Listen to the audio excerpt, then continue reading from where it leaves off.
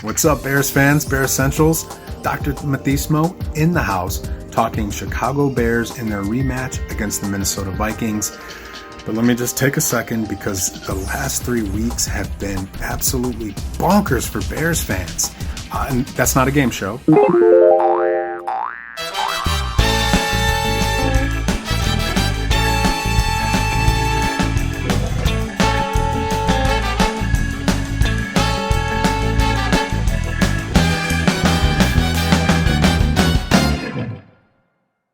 By the way. But look, 3 weeks ago, the Bears defense, they were giving up against Aaron Rodgers and the Packers. The following week, we just gave the game away to the Detroit Lions. So back-to-back losses against division opponents, and we needed those victories. And it just seemed like that was it. You know, it's time to clean the slate. Trubisky to McCaskey, start fresh. But then the Texans happen, and we look like a Super Bowl team with Pro Bowlers at every position. So, you know, there's optimism. And to be honest with you, I think there's reason for optimism.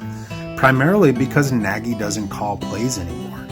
See, ever since he gave up play calling, he delegated to Lazor, it seems like Lazor and Trubisky actually have some chemistry, right? Well, at least Lazor incorporates different formations. He gives different looks. He uses play action, moves the pocket, you know, depends on playmakers to pick up yards after the catch, you know, football stuff, you know, and it's working. And I think that is, you know, seeping into the vibe, seeping into the energy, the feel of this team. There's optimism. But obviously, in order to get to the playoffs or Super Bowl, we got to win out.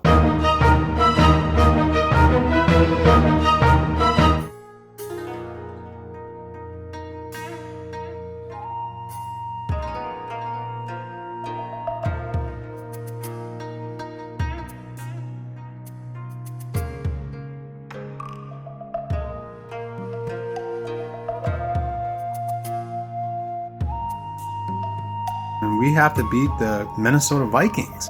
So we're going to need a great defensive plan in order to do that.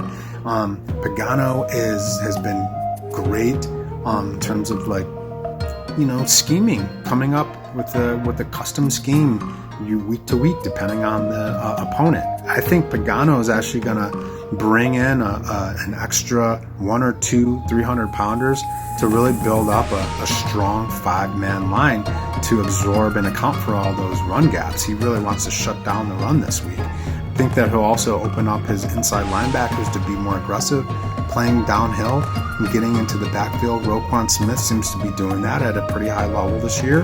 And then the last factor, the rookie wide receiver, he can hurt defenses in lots of different ways.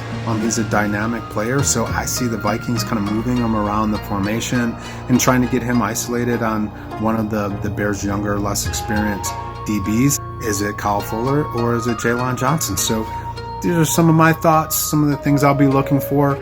Thanks for watching. I hope you enjoyed the video. Bear down, Bear Essentials.